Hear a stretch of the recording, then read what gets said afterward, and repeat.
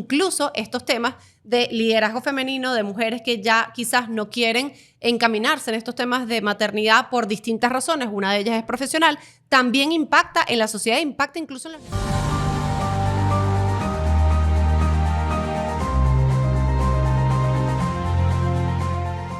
Urgent Care y Benemergencia, siempre presentes en la salud del venezolano. Dimasi, construimos marcas para consentirte cada día. B+, un plus para tu negocio.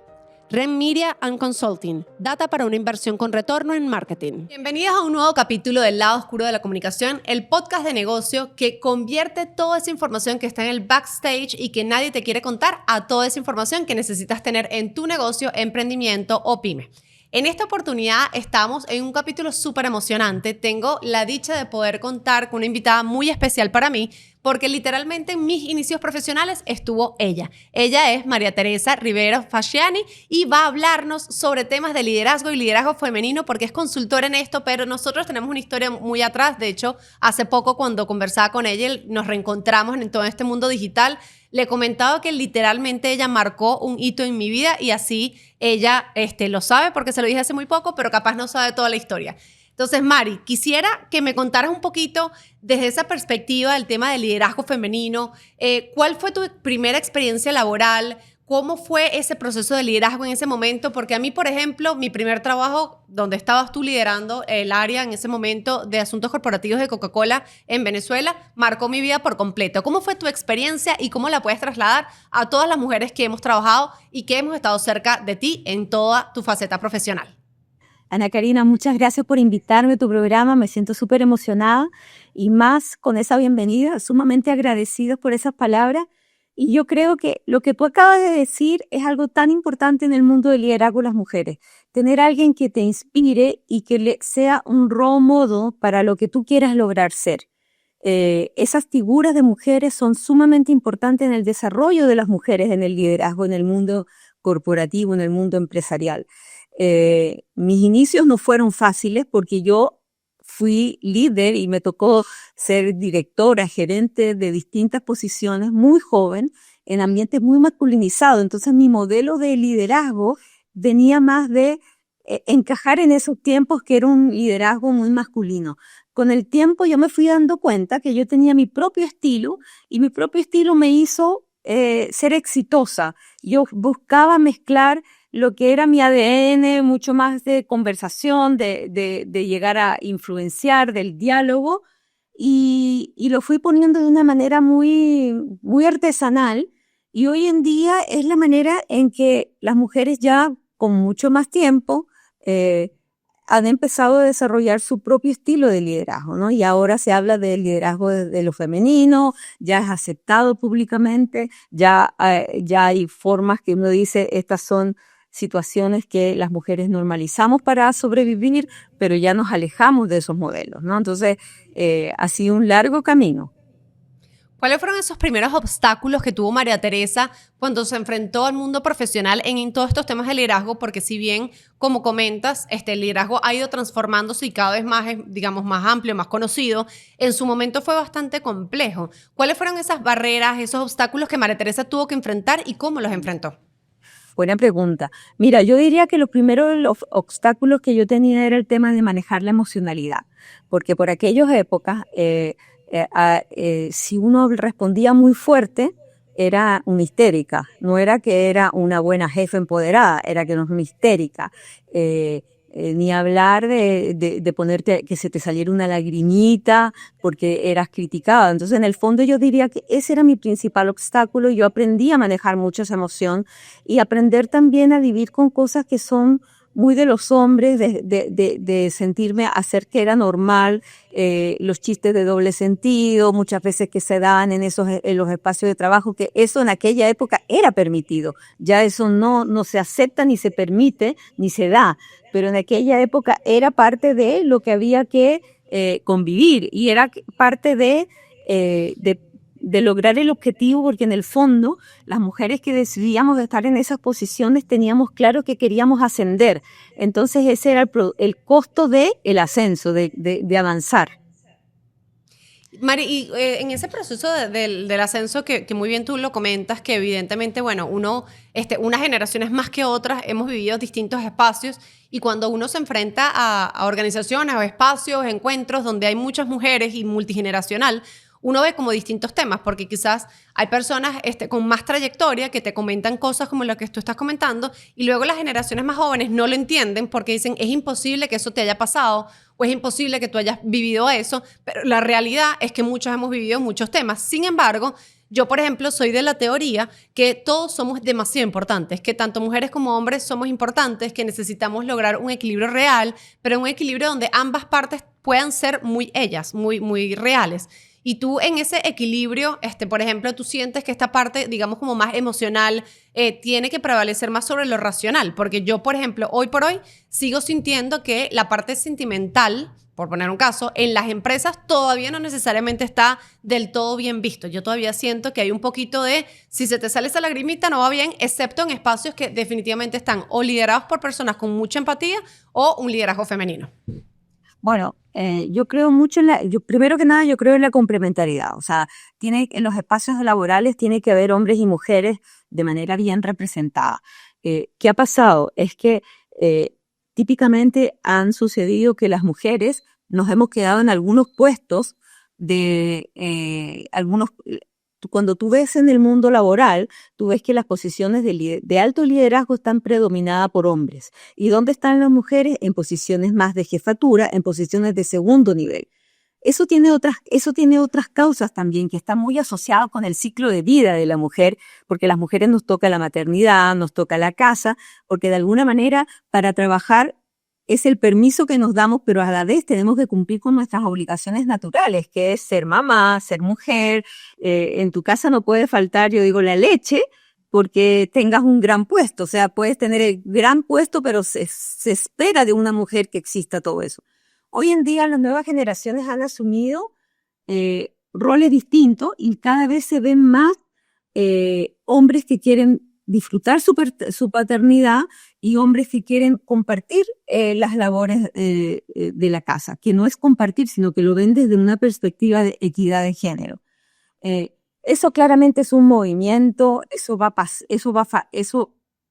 yo quisiera que suceda más rápido de lo que está sucediendo, pero va a suceder. Por ejemplo, vemos que en Chile, donde yo estoy viviendo en este minuto, hay muchas mujeres ejecutivas que se están replanteando el tema de la maternidad y este es un tema que está impactando muy grande en la sociedad chilena porque la tasa de natalidad está bajando y un país que se está envejeciendo. Entonces, en el fondo, ¿por qué las mujeres no quieren tener hijos? Por distintas razones. Primero, porque no están dispuestas a vivir el peso de lo que es la responsabilidad de ser mamás.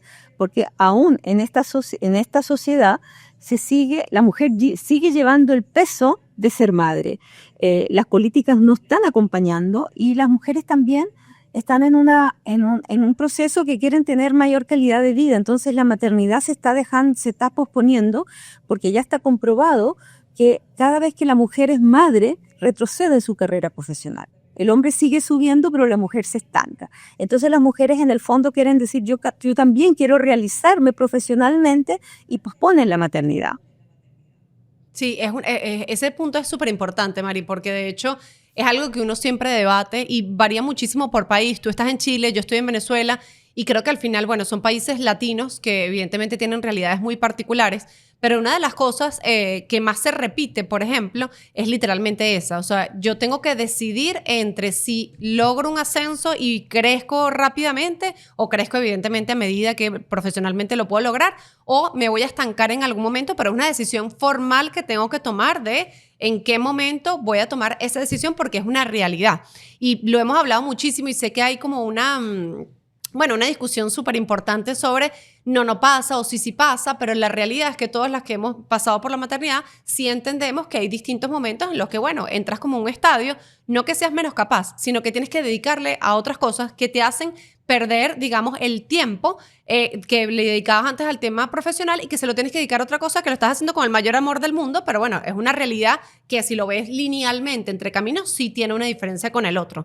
Ahora, incluso este tema y aprovechando que hablas de la maternidad, creo que está generando problemas y polémicas incluso mundiales. Hace no mucho leía un artículo de un español que me encanta, que está dedicado al tema de retail, que se llama Laureano Turienzo, no sé si lo conoces, y el señor explicaba que hay como una dinámica y una tendencia a hablar que el retail, específicamente en Europa, está desapareciendo por el tema de inteligencia artificial y que la gente está como migrando más al e-commerce y que la realidad no es por eso, sino te daba como data dura y te explicaba que en el año 1926 habían no sé cuántos, 300 y pico millones de españoles habitantes y ahorita no hay ni la mitad y es por un tema de natalidad. Entonces incluso estos temas de liderazgo femenino, de mujeres que ya quizás no quieren encaminarse en estos temas de maternidad por distintas razones, una de ellas es profesional, también impacta en la sociedad, impacta incluso en los negocios, haciendo que, más allá, si lo llevas a la última parte del eslabón, que empresas dedicadas históricamente a coches de bebés o a carritos de bebés o a ropa de bebés, etcétera,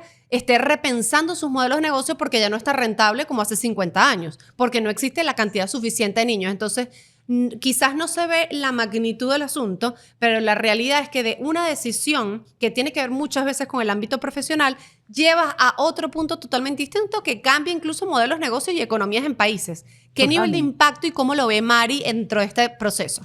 Totalmente, lo que estás diciendo es absolutamente cierto y está comprobado con estudios que la baja de la natalidad, las mujeres deciden no tener hijos porque en el fondo tienen que buscar un equilibrio. Y acá hay dos cosas importantes que es de la nueva generación. Primero que nada, está que esta nueva generación, más desde lo millennial y las nuevas generaciones buscan también que en el entorno de trabajo esté alineado con su propósito personal. Ya no es la generación Z o la generación boomer a la que yo pertenezco, que el trabajo era la vida. Ahora la nueva generación quiere tener propósito. Entonces, si en lo que estoy trabajando no llena el propósito para lo cual, si la empresa donde está no está alineado con mi propósito, no me interesa quedarme. Ese es el primer obstáculo que hay. Y después, que en general las mujeres no están dispuestas a aceptar los costos de ser madre y los costos que le pone de alguna manera la estructura societal que existe hoy en día. Y eso no solamente pasa en América Latina, pasa en todas partes. Yo tuve la oportunidad de hacer muchos estudios en los países nórdicos de cómo avanzaron, por qué avanzaron tanto. Y la verdad que avanzaron por temas económicos. Suecia, los países escandinavos, lograron este avance de la presencia de la mujer simplemente porque necesitaban recaudar más impuestos posguerra. Entonces necesitaban que las mujeres entraran en el ámbito laboral. Como necesitaban más impuestos, empezaron a ver qué hacían para que las mujeres trabajaban y decían, bueno, no podemos trabajar porque no nos tenemos con quien nos cuide los hijos. Y entonces ahí, próximo paso, política pública, poner un sistema de guardería y de acoger a los niños desde que están muy bebés para que el Estado se haga parte de eso y les permitió. Y después viene el tema, bueno, y el colegio. Y así sucesivamente la sociedad se fue ordenando para que pudiera incluir. Y hoy en día, en los países nórdicos, por ejemplo, el permiso de natalidad, o la licencia maternal no la tiene realmente no es de la madre, es del bebé, que eso se comparte entre la madre y el padre. Entonces hace que la relación sea mucho más equitativa y las mujeres puedan avanzar. Ese punto es súper importante porque de hecho una de las cosas que quería preguntarte es cómo deberían hacer las empresas evidentemente para fomentar más estos temas de equilibrio, porque si bien es cierto, obviamente tienes por ejemplo la parte del permiso como tal. La verdad es que ¿quién debe tomar la decisión? ¿La familia o la empresa? ¿En que se divida mitad y mitad? ¿O en que sea un periodo de una parte o de otra parte? O sea, ¿cómo manejar ese tema de la decisión de quién se queda, quién se va, cómo se comparten las semanas? Yo, por ejemplo, tengo un caso súper personal incluso de mi hermana, que a mí me llamó muchísimo la atención porque mi hermana es venezolana, pero el esposo es español, y una de las cosas que le decía es, no, tú te agarras esto y después me lo agarro yo para que tú puedas volver y yo me echo para atrás un poquito para que tú puedas avanzar. Y a mí eso me pareció espectacular y bueno, yo ahí dije, se ganó todos los puntos con la familia, ahorita sí es verdad.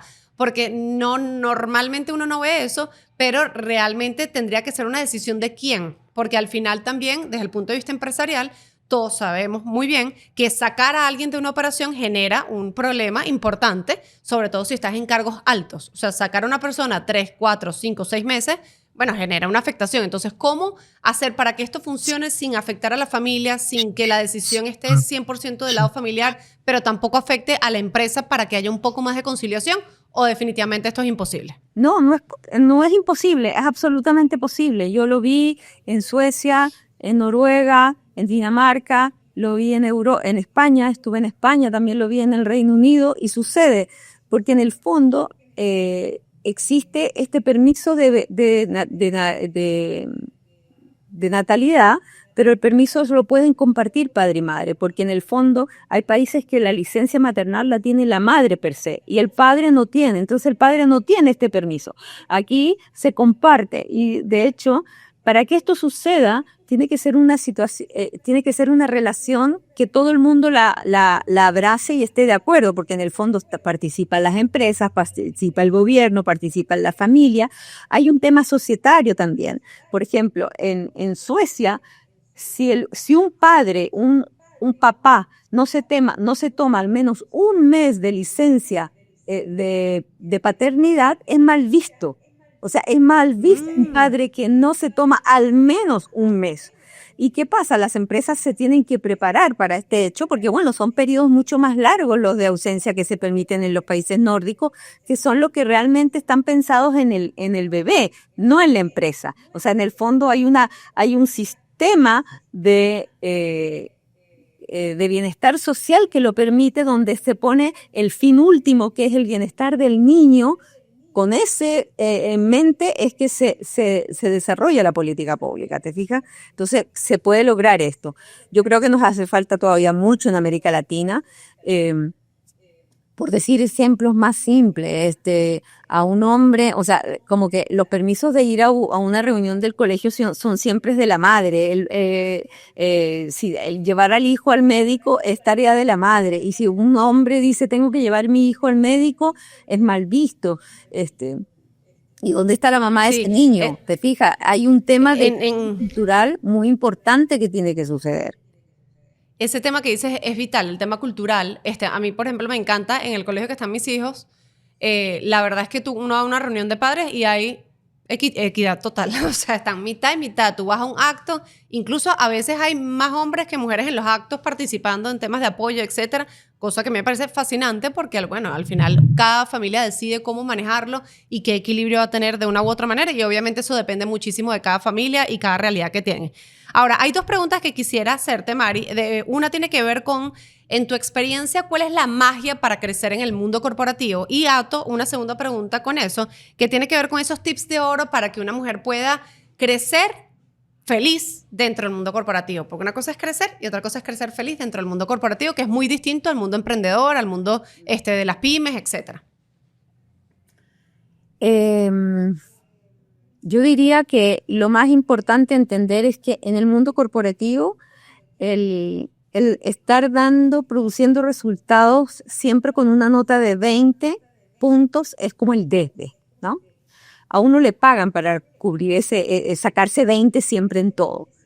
Y la otra cosa importante yo te diría es entender que que si tú quieres crecer tienes que estar dispuesta a resolver problemas. Hacer absolutamente, porque normalmente la gente le saca el hombro al problema, quiere evitar el conflicto, quiere evitar la situación incómoda. Entonces una de las cosas que yo creo que a un gerente le pagan para resolver problemas. Entonces en el fondo esa es la primera cosa que tienes que tener clara. Hay que resolver problemas. Y para resolver problemas hay que tener voz, hay que tener seguridad, hay que saber, yo digo, rugir. Hay que saber olfatear el ambiente, como qué está pasando. Hay que aprender a entender esas lecturas, que son las lecturas que muchas veces son las que dificultan el avance. No es el qué, no es la tarea, sino es entender el entorno, porque hay que reconocerlo. En el mundo corporativo también hay estas políticas, que son diversas posiciones o visiones a un tema. Entonces hay que entender eso para mí ese es un elemento importantísimo que la mujer o el ejecutivo, hombre o mujer que quiera crecer, tiene que entender. Uno, que está ahí para resolver problemas. Si tú no vas con esa actitud, no vas a avanzar. Número uno. Número 2 es saber leer los mensajes del entorno y poder decodificarlo, ser un líder que inspire, ser una persona que pueda influir a las personas a través de su poder de liderazgo, de traer a la gente de tu lado sin la jerarquía. Y hay un elemento súper importante, y es que no solamente es importante que te ranquee bien tu jefe, es importante que te ranqueen bien todos los pares de tu jefe. Porque todos ellos tienen un momento de decisión en algún minuto, de un sí, de una cara, de un gesto, que puede ser el que pare o frene el crecimiento de una persona. 100%. Acabas de dar en un punto súper clave, porque justamente uno de los puntos que yo siempre comparto y comento en el ascenso del mundo corporativo, que como yo siempre lo digo, cuando vienen emprendedores y me dicen, no, es que yo me gradué y de una quiero montar mi emprendimiento, y en el capítulo pasado lo decíamos con un banco, siempre yo recomiendo vivir un poco del mundo corporativo antes de pasarte a otra cosa, porque esa estructura no te la da nada ni nadie en el mundo. Y hay un capítulo del podcast que creo que fue en la primera temporada que hablamos, que se llama Juegos de Poder.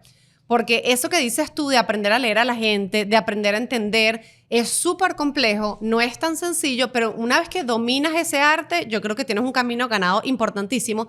Y cuando cada vez que me preguntan sobre ese tema, sobre todo en las mentorías o las empresas con las que uno trabaja, te dicen, bueno, pero ¿por qué pasa esto? ¿Por qué pasa aquello? Pasa en todas las organizaciones, y mientras más grande, más va a pasar. No es que no va a pasar. Lo importante es entender cómo formarte como líder para poderte enfrentar a eso, y por eso es que, bueno, uno forma líderes o uno apoya líderes para que puedan entender y enfrentarse a esos desafíos y entender que es parte del día a día. Porque además es muy cómico cuando tú de repente, por ejemplo, a mí me pasa que salgo a una junta directiva de algún cliente, y entonces tú sales y obviamente las típicas conversaciones afuera, y hay uno que entendió una cosa y otro que entendió otra, y tú dices, no, ya va, aquí ni el uno ni el otro entendió la lectura correcta de esta reunión, porque ni fue positiva ni fue negativa, fue neutra. Entonces, en ese mismo proceso, pues básicamente es ese entender y ese poder lograr tener ese olfato. A mí me parece que, bueno, a mí, por ejemplo, en lo personal, me costó unos buenos años entender ese olfato, como unos 10 me atrevería a decir yo, pero es importante pues tomarlo en cuenta.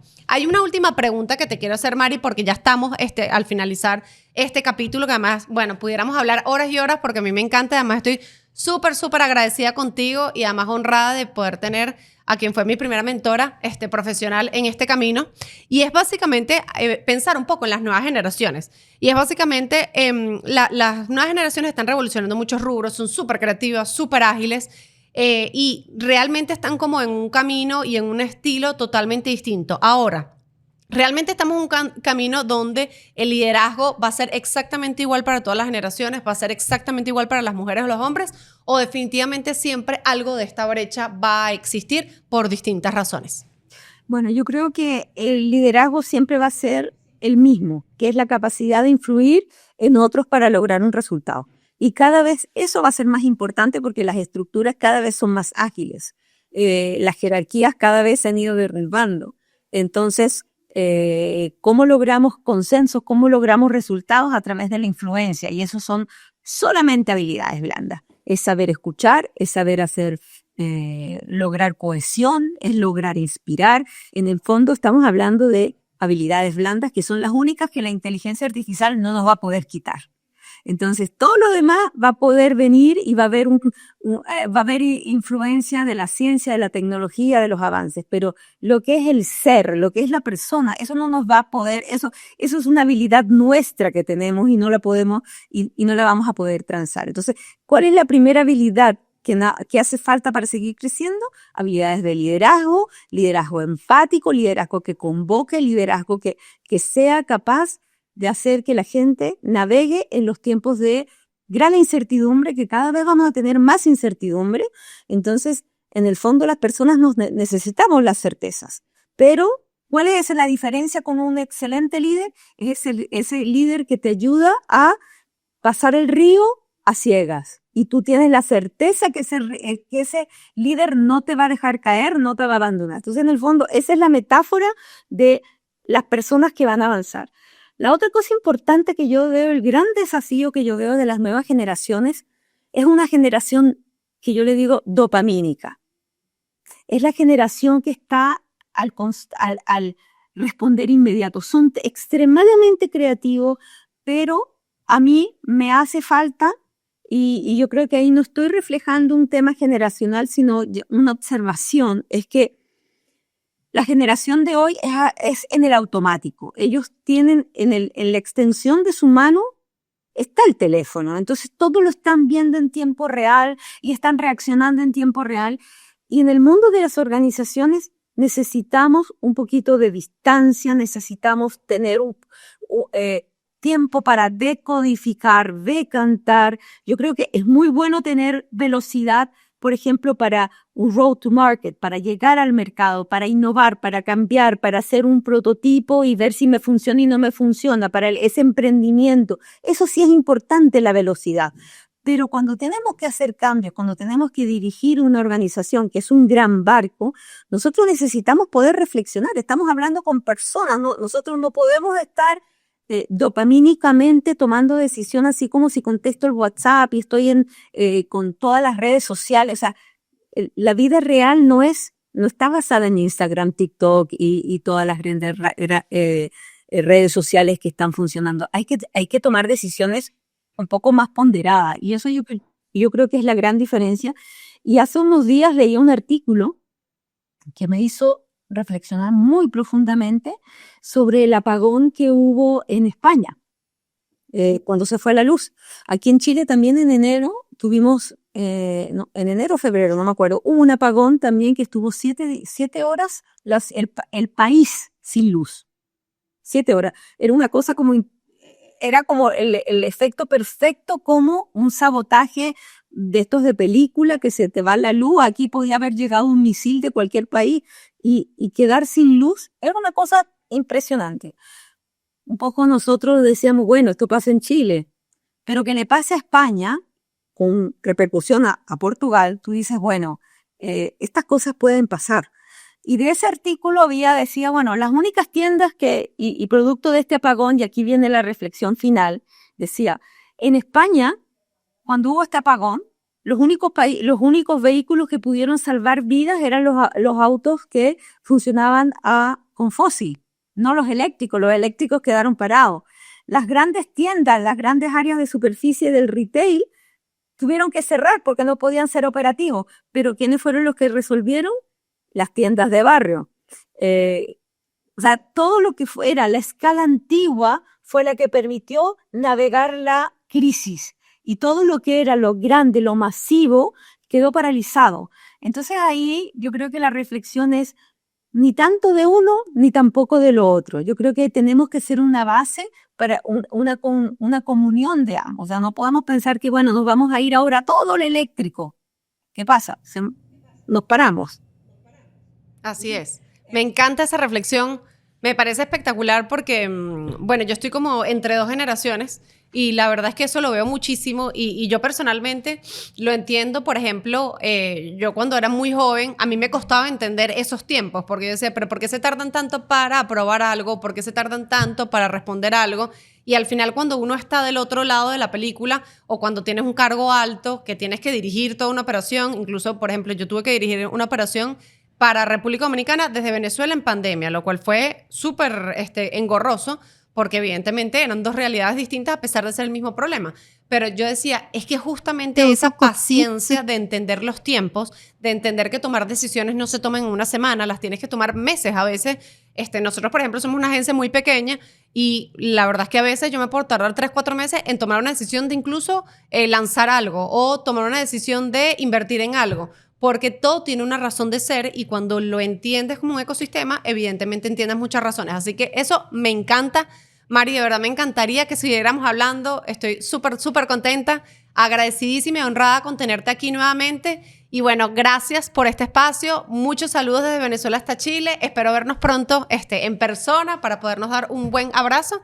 Y me voy a despedir de la audiencia sin antes, bueno, despedirnos del podcast. Este es un nuevo capítulo del Lado Oscuro de la Comunicación, el podcast de los negocios que comparte información sobre el backstage que tenemos y todas esas herramientas, temas de los cuales pocas personas quieren hablar, pero que necesitamos todos para poder operar cualquier tipo de negocio. Recuerden siempre estar conectados a través de nuestras plataformas y redes sociales, y súper agradecida con Mari, con toda la gente que nos está escuchando, y a seguir conectando. Muchísimas gracias. Gracias a ti.